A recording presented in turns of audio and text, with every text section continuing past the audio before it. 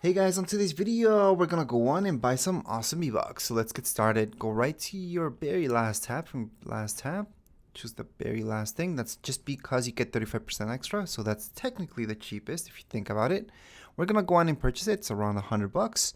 So we're gonna go on and just purchase this.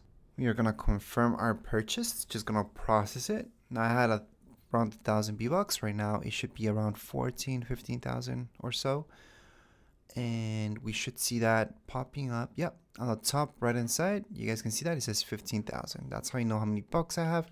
If I go into the item shop, I can also see my V-Bucks on the top.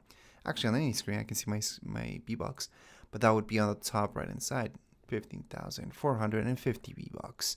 Anyways, that would be it for today's video. If you guys have any questions, you guys can write down in the comments area. Don't forget to subscribe and like. Thank you.